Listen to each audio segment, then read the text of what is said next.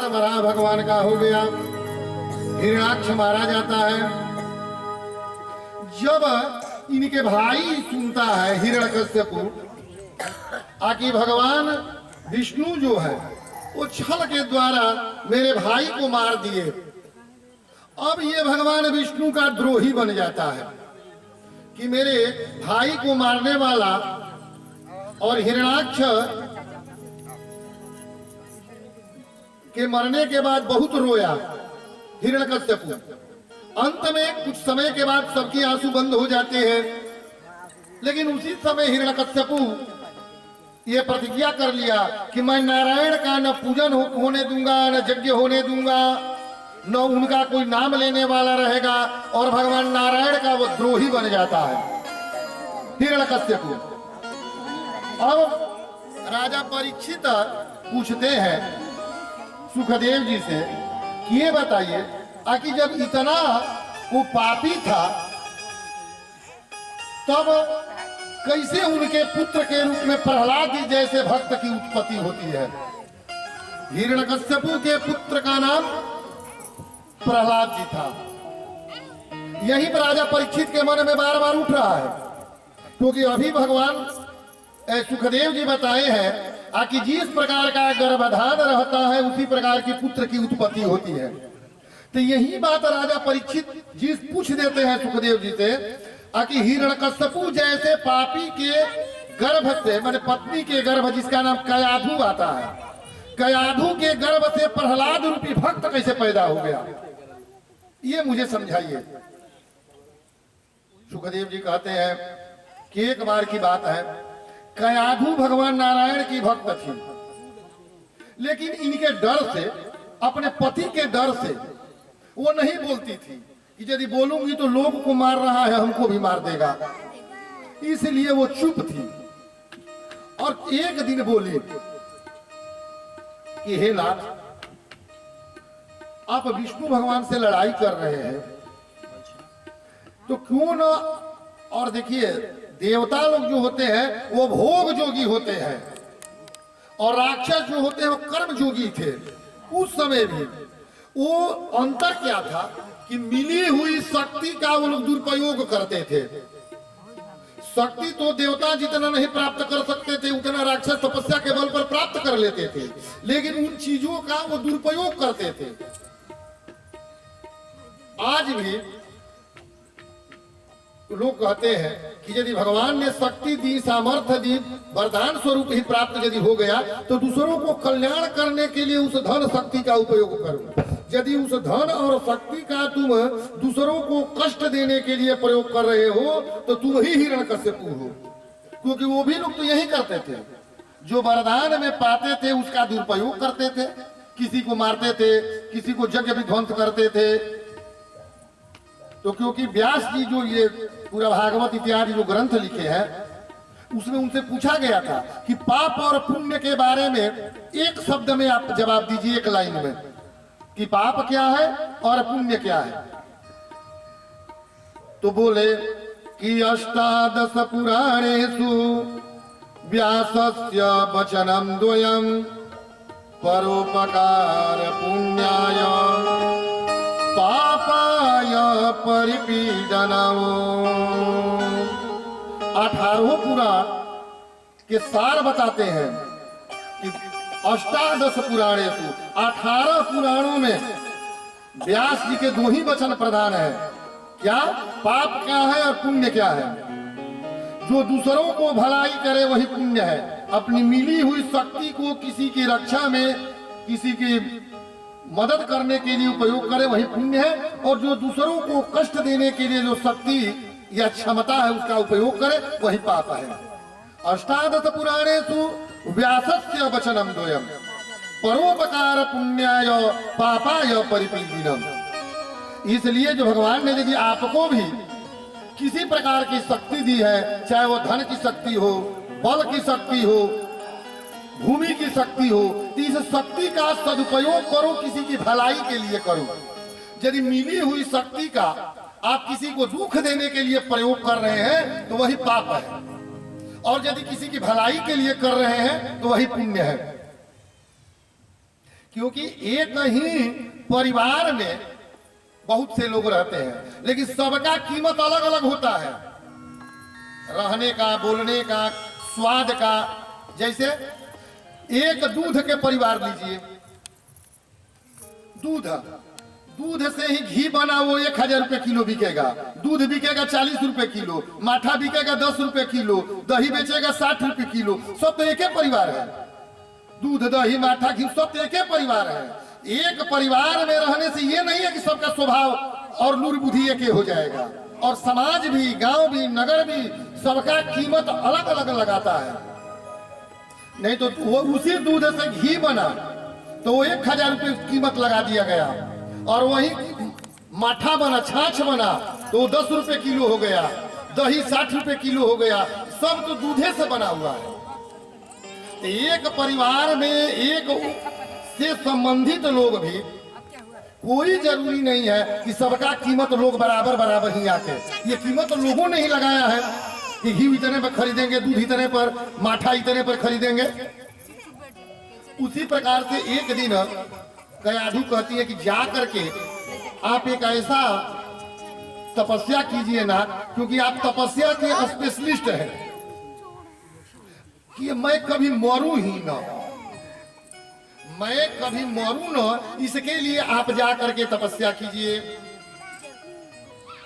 हिरण्यकश्यपु जंगल में चल देता है और जा करके तपस्या करना प्रारंभ कर देता है। और जो ही हिरण्यकश्यपु अपनी पत्नी कयाधु के कहने पर जंगल में जाता है, देवताओं में खलबली मच जाती है। आगे फिर ये आया, अब इस बार क्या मांगेगा, कहीं इंद्रासन न मांग ले, विष्णु लोक न मांग ले, क्योंकि ये तपस्या से सब लोग डरते थे, देवता लोग।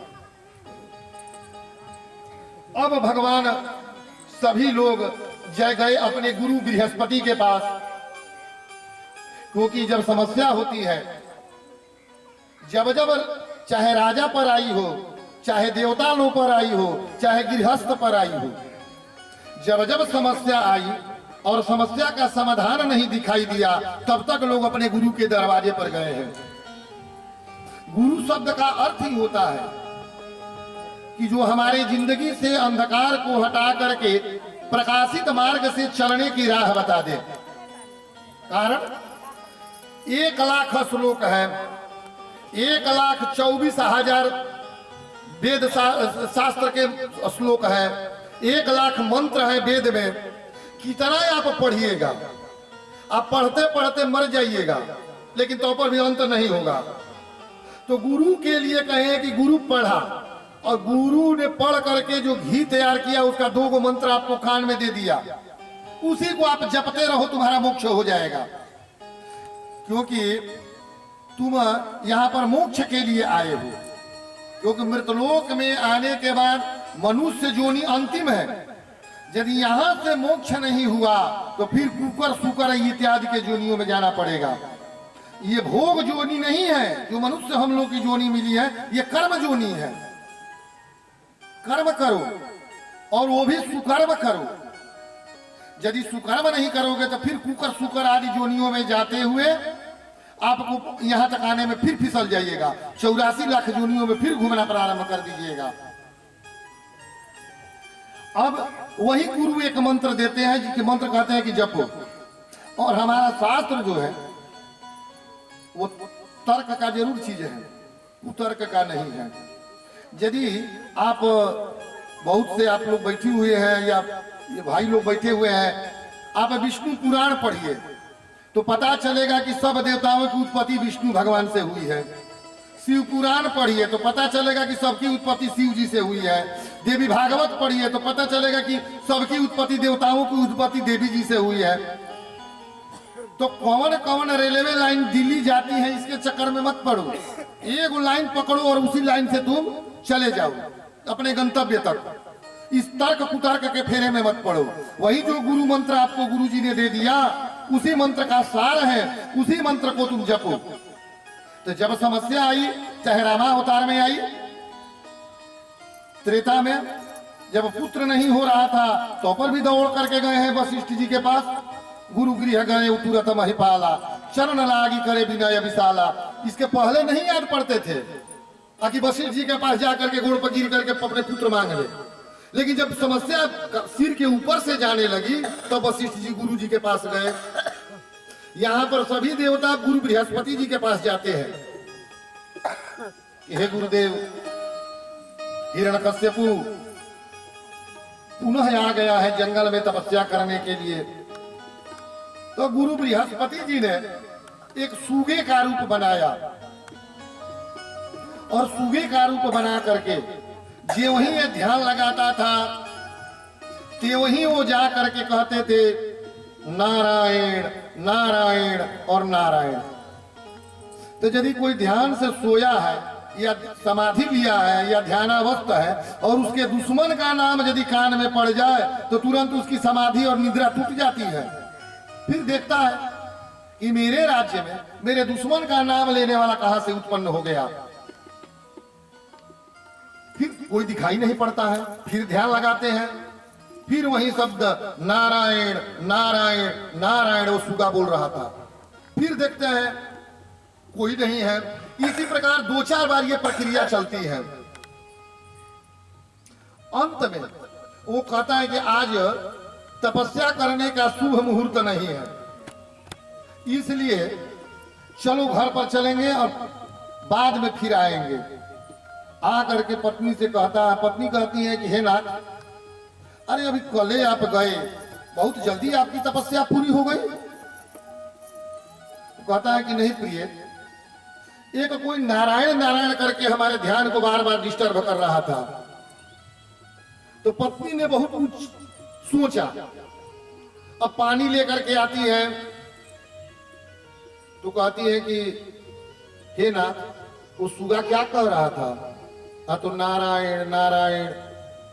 खाना लेकर के आई तो अबर भी पूछ रही है कि हे नाथ, वो सुगा क्या कह रहा था? तो नारायण नारायण। रात में दोनों सोते हैं साथ में, उस समय भी पूछ रही है कि वो सुगा क्या कह रहा था। तो कहता है कि नारायण नारायण। और इतने में कयाधु का गर्भाधान हो जाता है। तो मैं पहले ही बताया कि जिस प्रकार से चित्त वृत्ति और मन वृत्ति गर्भाधान के समय रहती है, उसी प्रकार की संतान की उत्पत्ति होती है। तो वही सुखदेव जी कह रहे हैं कि हे राजा परीक्षित, बार बार ये नारायण नारायण नारायण कह रहा था, उसी समय गर्भाधान हो जाता है। इसीलिए हिरण्यकश्यपु के पुत्र रूप में भक्तों में सबसे सर्वोपरि प्रहलाद जी का उस गर्भाधान हो गया और उस गर्भ में प्रहलाद जी रूपी संत का जन्म होगा और उनकी माता का नाम कयाधु। समयानुसार प्रहलाद जी का जन्म होता है। प्रहलाद जी जैसे बचपन में दो ही तो पौराणिक काल में दो ही संत बालक हुए जो बाल्यावस्था में ही भगवान नारायण को प्राप्त कर लिए। कौन कौन? तो प्रहलाद और ध्रुव, ये दो ऐसे भक्त हुए जो बाल्यावस्था में बचपन में ही भगवान नारायण को प्राप्त कर लिए। प्रहलाद जी कुछ बड़े होते हैं, समयानुसार इनकी आयु जो है 5 वर्ष होती है। तो 5 वर्ष में वो जागृत अवस्था में आ जाते हैं। मन में विचार होता है कि मैं भगवान को क्या दिया हुआ हूं और मैं भगवान को पकड़ूंगा, क्योंकि भगवान जिसको पकड़ लेते हैं उसको कभी नहीं छोड़ते हैं।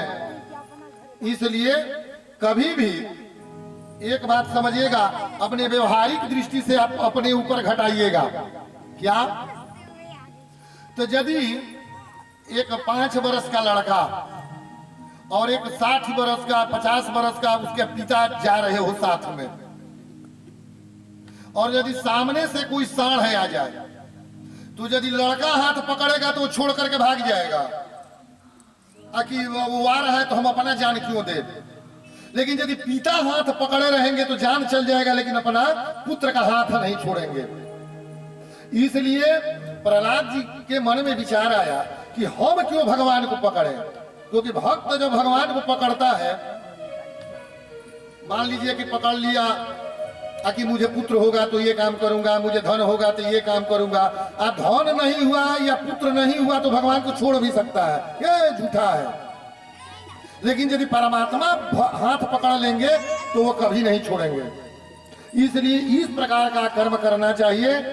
भागवत में एक सबसे बढ़िया भक्त का वर्णन आता है, जो पहले राक्षस था, लेकिन बाद में उनको ये ज्ञान हो गया कि भगवान के चरणों के सिवा दूसरा कोई आधार नहीं है। उस भक्त का नाम है भक्त वृतासुर।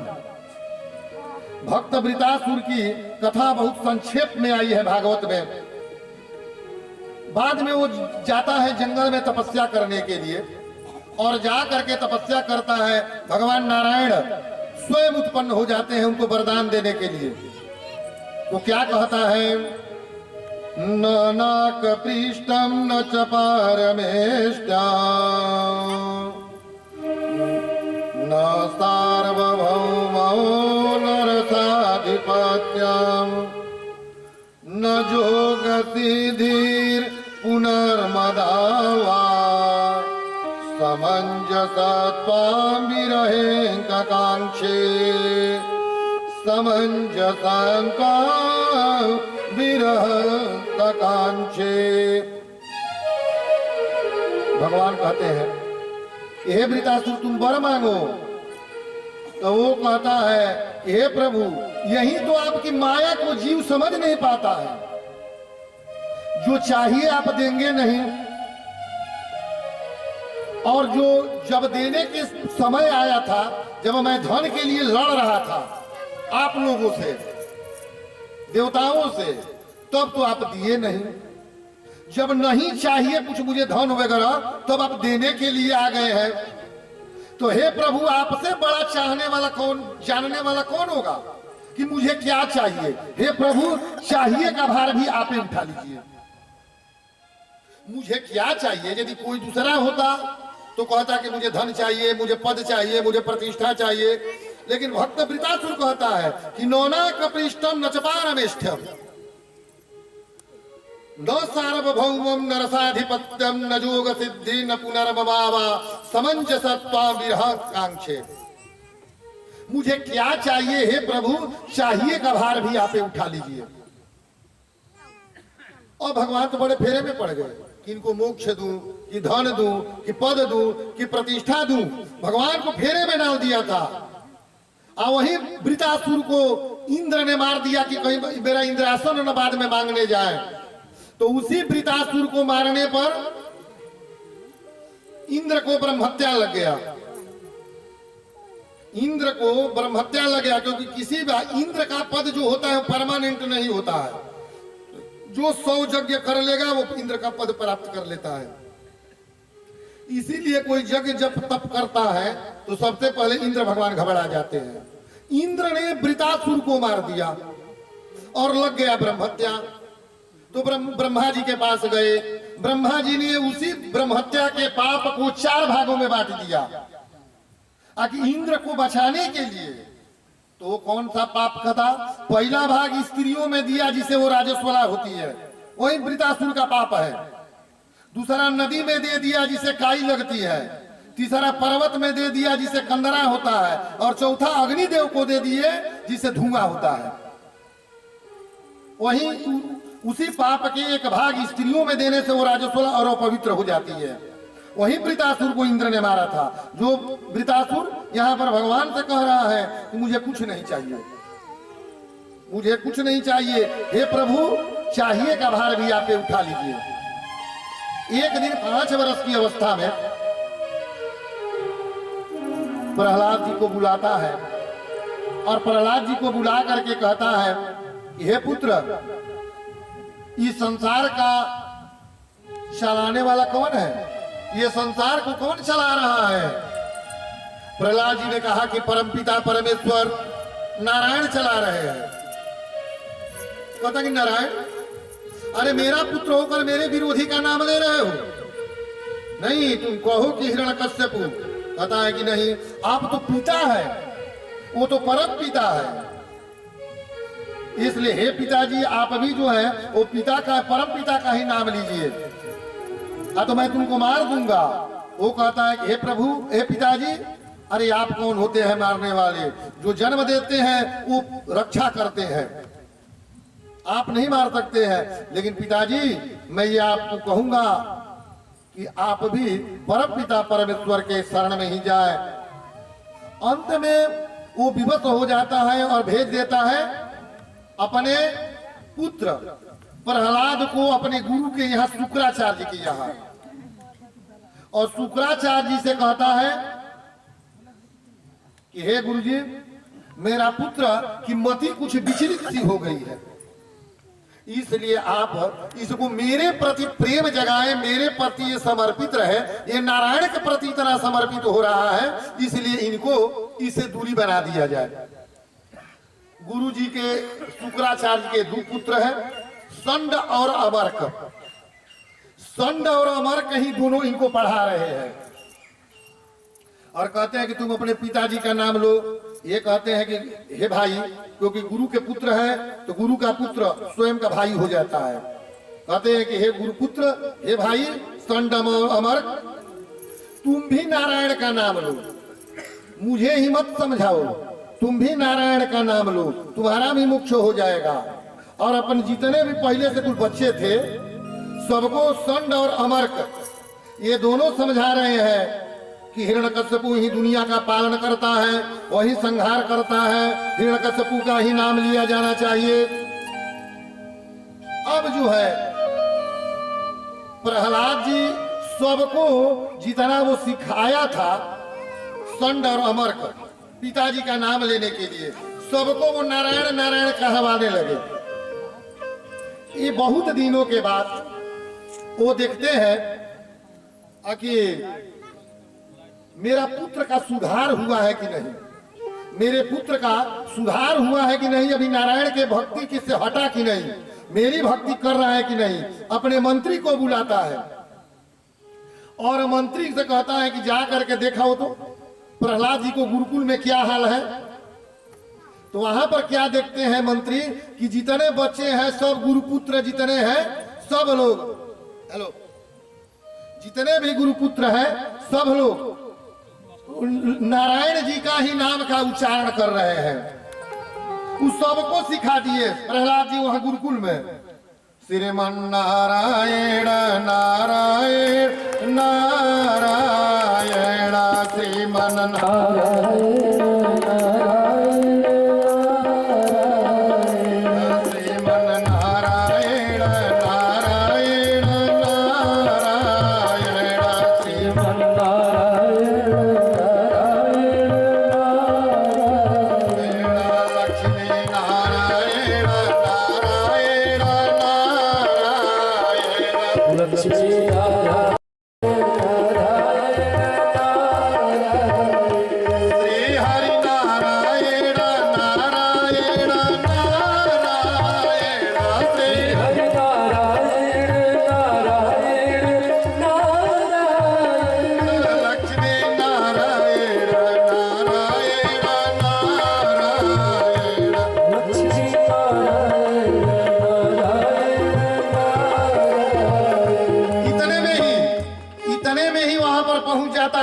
मंत्री, और देख रहा है कि गुरु जी के सहित जितने बच्चे उस गुरुकुल में हैं सब प्रहलाद जी को पकड़ करके और नाच रहे हैं, क्योंकि प्रहलाद जी नारायण भक्ति के ट्रांसफार्मर है, पावर हाउस है।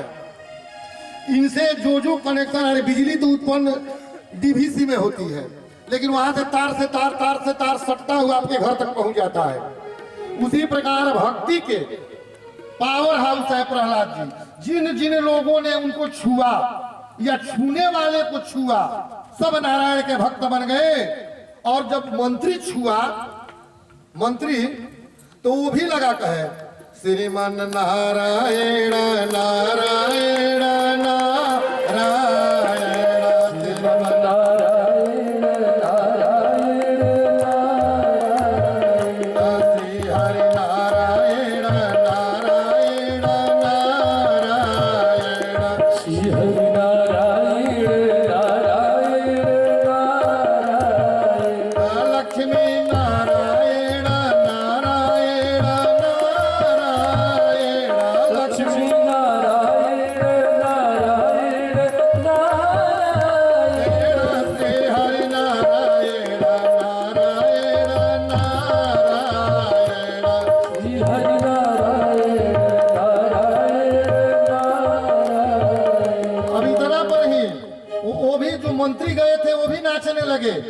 कीर्तन में, और तब तक शुक्राचार्य जी आ रहे थे।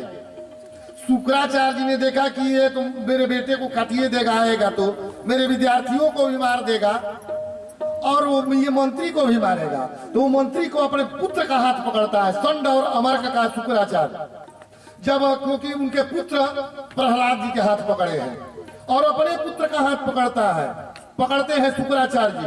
तो शुक्राचार्य जी भी नारायण के भक्ति में नाचने लगते हैं, और नाच करके जो वहां पर कीर्तन हो रहा है उसी प्रकार की कीर्तन की अवस्था में वो भी नाचते हुए गाने लगते हैं कि श्रीमन नारायण नारायण नारायण श्रीमन नारायण नारायण नारायण श्री हरि नारायण नारायण नारायण श्री हरि नारायण नारायण नारायण नारायण नारायण लक्ष्मी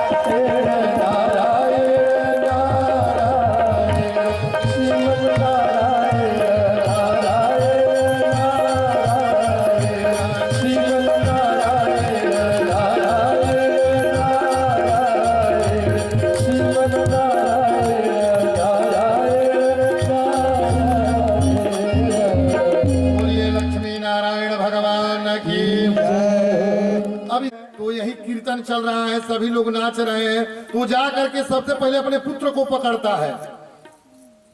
लेकिन यदि बल्ब फ्यूज हो तो 11,000 में भी जोड़िएगा तो नहीं जलेगा, ट्रांसफार्मर के नजदीक भी जा करके जोड़िएगा तो नहीं जलेगा। भक्ति का बल्ब हिरण्यकश्यपु का फ्यूज था, सबका जो था वो तो जल गया, सब लोग नाच रहे हैं एक दूसरे को पकड़ करके, लेकिन वो भक्ति के पावर हाउस से अपने को कनेक्शन करता है, लेकिन उसका बल्ब नहीं जल पाता है। और वो घसीटते हुए कहा कि इन लोगों को तो मैं बाद में देख लूंगा, पहले तुम चलो, और घसीटते हुए अपने घर को ले आते हैं हिरण्यकश्यपु, और कहते हैं कि तुम ये सब क्या कर रहे हो? कहते हैं कि पिताजी वही कर रहा हूं जो आपको भी करना चाहिए। उम्र 7 वर्ष, वही है पिताजी, वही मैं कर रहा हूं जो आपको भी करना चाहिए। तो कहते हैं कि क्या? बहुत प्रताड़ित करते हैं प्रहलाद जी को, पहाड़ से फेंक देता है, पागल हाथियों से दबावाता है, आग में जलाता है, लेकिन जिसके ऊपर नारायण का आशीर्वाद हो उसके ये भौतिक मृत्यु के कारण क्या बिगाड़ सकते हैं प्रहलाद जी। अब यहीं से प्रहलाद जी अपने पिताजी को नवधा भक्ति बताएंगे, 9 प्रकार की भक्ति का वर्णन प्रहलाद जी करेंगे। हे पिताजी, अरे आप भी कोई ना कोई एक भक्ति कर लीजिए जिसे आपका मोक्ष हो जाए। कहते हैं कि अरे मूर्ख, तू मेरा क्या मोक्ष करेगा? कहते हैं कि सुन तो लीजिए, क्योंकि कोई भी चीज सुना जाता है मानने के लिए, और माना जाता है करने के लिए, और किया जाता है सुख के लिए, क्योंकि सुनने के बाद ही ज्ञान होता है और उसको अपनाया जाता है।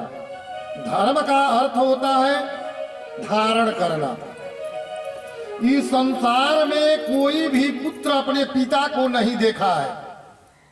माता ने बता दिया, सुना दिया कि यही आपके पिता है, तो पुत्र उनको पिता मानने लगता है। इसीलिए कोई भी चीज पहले सुना जाता है, सुन करके जाना जाता है, जान करके किया जाता है, तब जाकर के सुख होता है, अपनाया जाता है।